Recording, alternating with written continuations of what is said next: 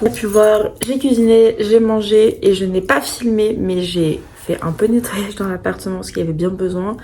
Et en plus, bon, t'as vu que quand j'ai cuisiné, le plan de travail était bordélique, la grenade avait mis du jus partout. Donc il fallait nettoyer tout ça. Bref, tout ça, et j'ai descendu les poubelles et j'en ai profité pour récupérer des colis de scrapbooking que j'ai acheté sur Tout et de AliExpress. Après, nous allons donc faire un petit haul scrapbooking et ensuite on va se maquiller et on va faire une sorte de chit-chat make-up de Noël. J'ai pris 6 petits rouleaux de colle rose, évidemment. Venir coller les petits papiers, etc. pour éviter les bouts de gomme, les bouts de colle, par exemple des colles UU ou des choses comme ça. Donc à tester, voir si ça fonctionne bien, si ça colle bien, si ça tient le coup, parce que j'en ai pris 6 au cas où, mais si en 2-3 mouvements les 6 ils sont finis, bah c'est pas du tout rentable. En post-it, j'ai reçu les petits post-it en forme de cœur. Ils sont tout kiki. J'ai des petits post-it blancs transparents, je les mets en rose, donc ça peut être sympa pour donner des effets un peu de relief et d'écriture sur les pages. Plein d'autocollants, mais genre plein d'autocollants. Dans le thème Noël, c'est des petits stickers de base pour ongles, mais je les trouve trop kiki pour les mettre sur les ongles au pire, mais aussi sur vos petites pages de scrapbooking thème Noël. J'ai craqué parce qu'il y avait le pain d'épices, là, trop mignon. Coucou toi. Et en thème Noël aussi, j'ai pris des petites étiquettes autocollantes. Des cadeaux, vous pouvez les acheter ça pour mettre sur des cadeaux de Noël. Ça peut être sympa en vrai. Niveau matériel, j'ai acheté un petit coupe-angle pour avoir des angles plus arrondis. Et j'ai pris 3 petites paires de ciseaux petites et qui se plient pour que ce soit plus simple à ranger. En matériel aussi, j'ai pris des petites pinces pour prendre les autocollants pour éviter les abîmer avec les ongles. Vous pouvez voir la grande star de cette saison de vlog et même de mes vidéos de manière générale, c'est Ushi. J'ai trouvé des petits autocollants dans ce style-là. Quand on parle du loup. Des petits autocollants noirs d'Ushi, donc je vais en appliquer un peu partout sur mes scrapbooking. Et mon monsieur, il a dit, t'en mettras pas beaucoup parce que moi aussi je vais les garder. Voilà. Oui. On va devoir se les partager. Oui.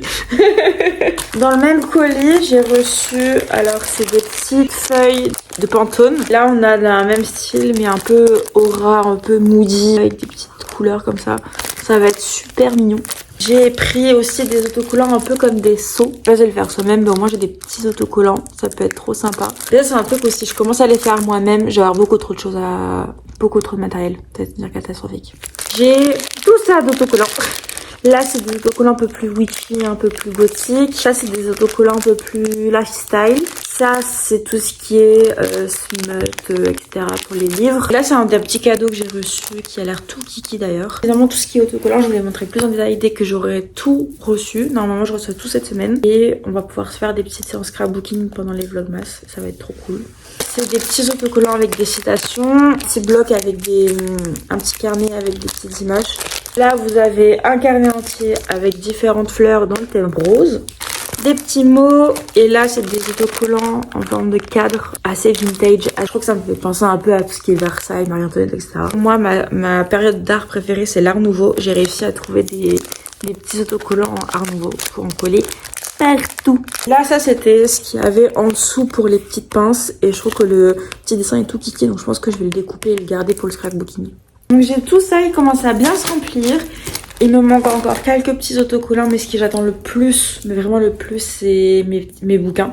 J'ai pris un carnet pour écrire comme un journal intime qui est dans les thèmes un peu Mucha, Art Nouveau. Et j'ai pris un autre carnet en A4, je crois, pour purement le scrapbooking, faire des grandes pages, etc. Donc j'ai trop hâte de les recevoir. Normalement, je reçois tout au plus tard le 7 décembre.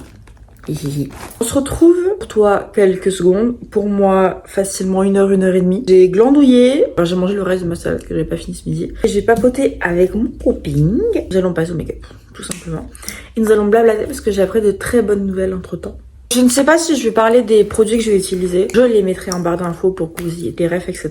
Et pour que ce soit un peu plus fluide, vu que c'est plus un petit chat make-up qu'un tuto de make-up. Je vois pas l'intérêt de vous dire trop les produits. Je pense que même il y en a certains que vous allez reconnaître parce que c'est des grands classiques du make-up. La grande nouvelle du jour, c'est que j'ai eu un entretien la semaine dernière en tant que freelance community manager pour des formations. En gros, je serai formatrice pour des particuliers ou entrepreneurs pour développer leurs compétences et leurs connaissances dans le community management, dans le marketing digital de manière globale. Ça s'est très bien passé et j'ai eu la réponse il y a genre 1 ou 2 heures que j'étais prise. Premier contrat en tant que freelance Et je suis la plus heureuse en plus dans un domaine que j'aime bien. Et en fait, j'ai toujours aimé aider les gens à comprendre les choses. J'ai souvent pris le lead classe quand les gens comprenaient pas, je leur ai expliqué à ma sauce. Et ça marchait plutôt bien. Donc je me dis que sur un malentendu, je dois avoir une fibre un peu pédagogique. Avoir une fibre pédagogique. Ce qui est plutôt avantageux pour quelqu'un qui fait dans les formations. De base, je voulais pas forcément faire une formation, enfin être dans les formations, genre c'est vraiment plus aider les entreprises. Mais c'est une autre manière d'aider au final les gens et je pense que ça peut être une très très bonne expérience. Demain, j'ai un rendez-vous téléphonique avec une personne qui s'occupe de tout ce qui est de la direction de l'entreprise pour justement mettre en place les prochaines étapes du côté administratif, mise en place de la formation, comment je vais créer ma formation, quelles sont les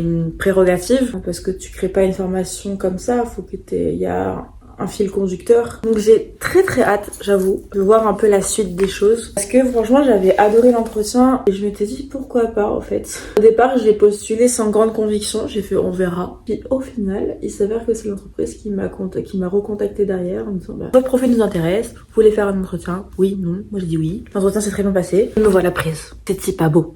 Suite à ma première vidéo de Vlogmas, vous avez été certains à remarquer ma petite mais j'ai évoqué plutôt le fait que j'étais victime de viol. J'ai réalisé ça il y a pas si longtemps que ça, genre il y a même pas 3 semaines, que j'étais victime de 2 viols en fait bien spécifiques qui se sont déroulés l'année 2019-2020. Donc c'est là que je comprends mieux aussi les victimes qui réalisent ou qui parlent de ce qu'elles ont vécu X années plus tard après l'événement parce que moi j'étais dans le déni et je voulais nier tout ce qui s'était passé, je voulais pas question d'assumer mais je voulais pas voir la vérité. Donc c'est pour ça que sur mon dernier weekly vlog je parlais un peu de fait que j'étais pas bien, qu'il y avait beaucoup de choses qui bougeaient, c'était par rapport à ça justement. Ça pour dire que j'ai porté plainte jeudi, le 27, contre un des 2 violeurs. Pourquoi pas les 2? Parce qu'il y en a un où je me souviens plus de qui c'est. Et je n'ai plus ses coordonnées ni rien. Et en fait, même si ça a été très dur de le faire, j'ai beaucoup dissocié pendant le dépôt de plainte. Avant le dépôt de plainte, la journée qui a suivi, il fallait que je m'occupe le cerveau parce que je me sentais pas à rester seule avec moi-même et à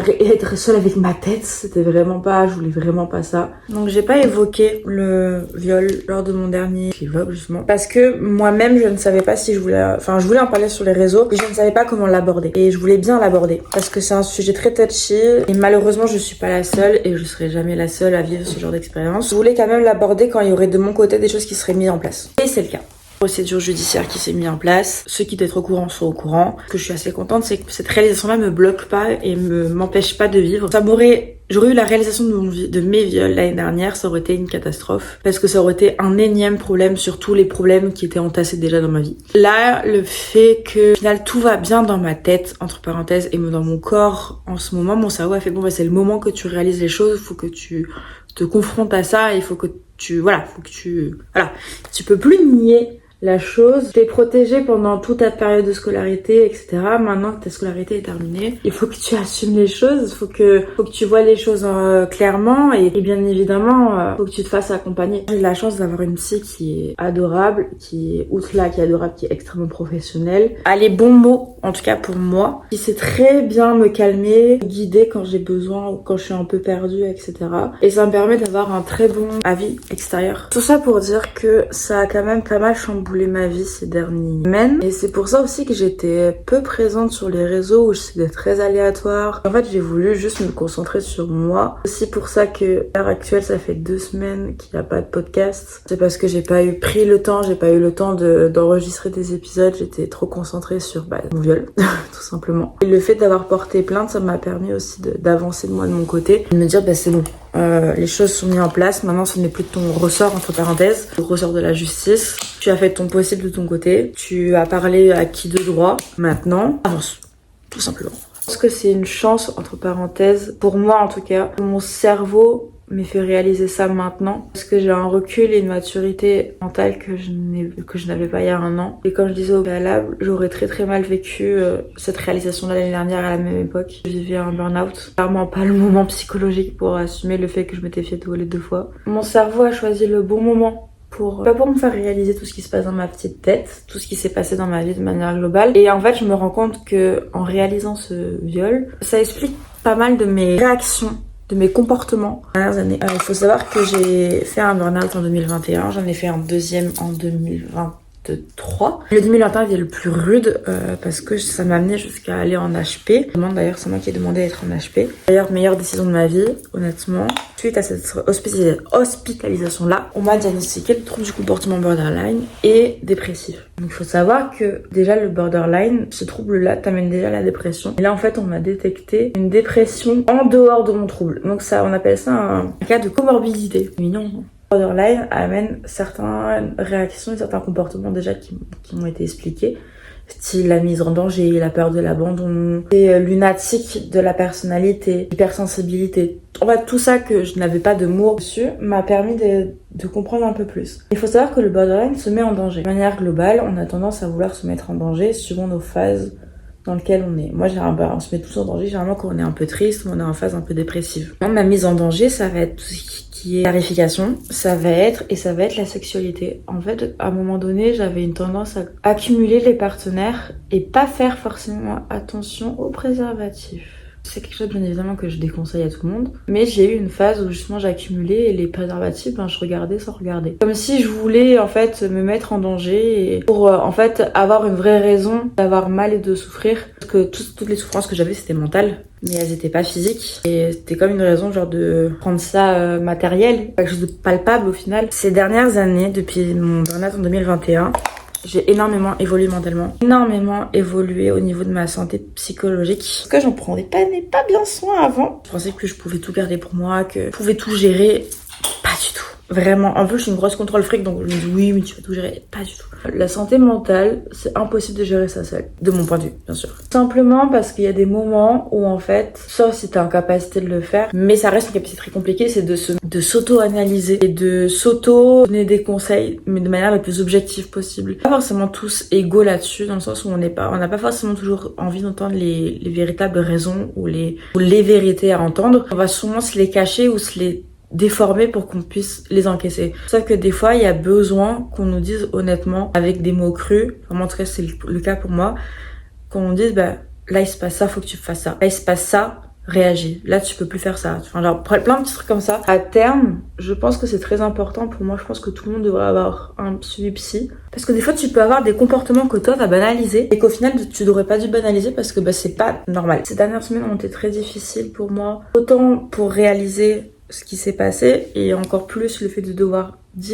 répéter la même histoire aux personnes qui pour moi devraient être mises au courant, le fait de répéter en fait la même chose et de réencaisser les réactions de mes proches, quelque chose qui a été très compliqué dans le sens où t'as pas forcément envie d'entendre que ta fille, que ta sœur, que ta nièce, que tout ce que tu veux a été victime de viol. Quelque chose que heureusement que tu ne souhaites à personne et que t'as envie que les personnes de ta famille au final en soi ne vivent pas ça et que tristement ou méchamment que pour les autres parce que tu te sens pas d'encaisser ça. Sauf que ça arrive dans ta famille et ça bouscule les choses. Bref, tout ça pour dire aussi que ce petit passage de ma vie me fait dire que dès qu'il se passe quelque chose de traumatisant dans votre vie, essayez d'aller voir quelqu'un le plus rapidement possible pour en parler, pour gérer ça le plus tôt. Parce que des fois, certaines personnes ne comprennent pas pourquoi ça ressort 4, 5, 10 ans après. C'est juste que le cerveau humain est très complexe et te protège d'une certaine manière en niant ou en floutant certains aspects de ta vie pour que tu ailles mieux au final. Depuis que j'ai réalisé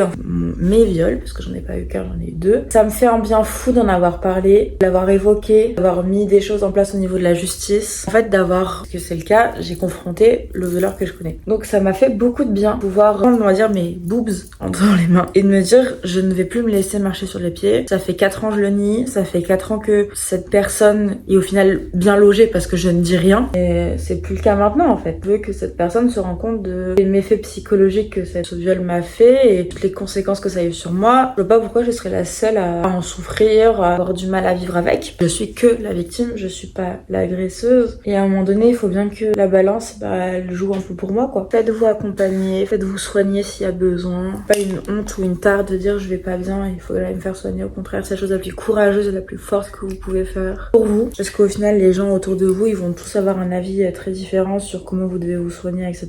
Le plus important, c'est que vous fassiez des choses qui sont en accord avec vos valeurs, avec vos envies. Mais à la fin, le plus important pour moi, c'est ayez un psy ou une psychiatre ou un psychologue, n'importe. Prône, hein, clairement, je suis pas du tout objectif là-dessus. Hein. Mais quand je vois les bienfaits que ça a fait et les bienfaits que ça a fait dans certaines personnes de mon entourage qui sont suivies psychologiquement parlant, on a un recul sur nos vies et sur ce qui se passe. Et je trouve qu'on arrive plus facilement à avancer et à mettre les choses en place. Après, chacun son rythme, c'est pas une compétition. Hein. Une personne qui vit la même chose ne va pas réagir de la même manière suivant son vécu, suivant son contexte familial, suivant ses ambitions, suivant plein de choses. Donc il n'y a pas de compétition à avoir. Genre c'est pas celui qui va guérir le plus vite, on s'en fiche de ça. À un moment donné, on n'est plus en capacité d'entendre, mais on n'est plus en capacité d'aider au-delà de nos compétences tout simplement parce que on fait pas tous des études psy, pas des études de médecine, c'est plus de notre ressort. Soit sur certains cas, soit j'en parle à mes proches et ensuite j'en parle à ma psy, soit j'en parle à ma psy et ensuite je parle à mes proches. Mais dans tous les cas, tout le monde est au courant. À un moment donné, tout le monde est au courant. Ce qui est primordial, c'est que c'est les choses qui te font du bien et qui te pensent pour toi être le mieux. Mais l'essentiel, c'est que tu arrives à trouver un équilibre au final entre ce que tu as besoin, ce que tu veux et ce que tu souhaites pour plus tard. Ce que tu mets en place maintenant va t'impacter dans une semaine, 2 semaines, 1 mois, 1 an, 10 ans, 5 ans. On s'en fiche. Mais dans tous les cas, tes choix actuels foncièrement impacter tes choix dans ton avenir. Un peu comme le multivers, tu sais, genre dès qu'on a une décision, il y a une nouvelle branche qui se forme. C'est exactement ça. Donc je pense que chaque fois que tu fais une décision, t'as une branche qui se forme, donc t'as un chemin qui se crée et tu choisis ou non de le prendre. La vie est faite qu'on n'aura jamais une vie facile, ou en tout cas pas tout le temps. Et à la fin, la décision, tu dois dire ok, j'ai pris en compte tout ce qu'on m'a dit, j'ai fait le pour et le contre. J'ai plus ou moins fait un plan A, B, C, D. Maintenant, quel plan je vais mettre? Est-ce que je mets d'abord le C, puis ensuite je fais le D, puis le E, puis le A, c'est à la toute fin, ou je fais vraiment A, B, C, D, E. Et tu verras que suivant ce que tu vas vivre dans ta vie, tu vas pas prioriser les choses de la même manière.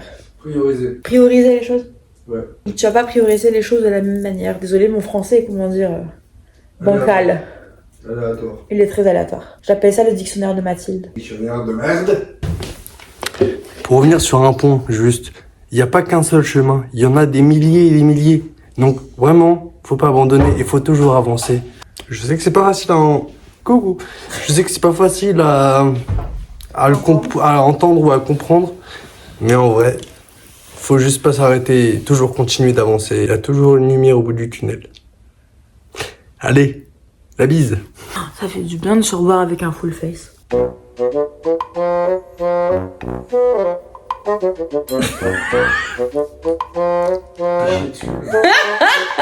Oh, ça me fait une barre.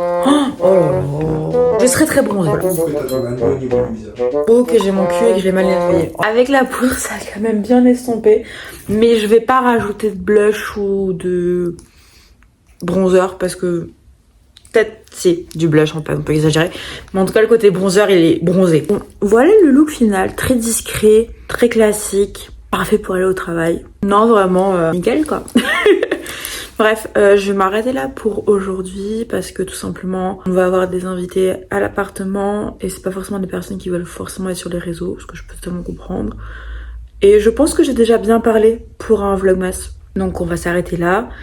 On se retrouve donc demain pour de nouvelles aventures. Je ne sais pas ce que demain sera fait, mais en tout cas, je serai là à 18h.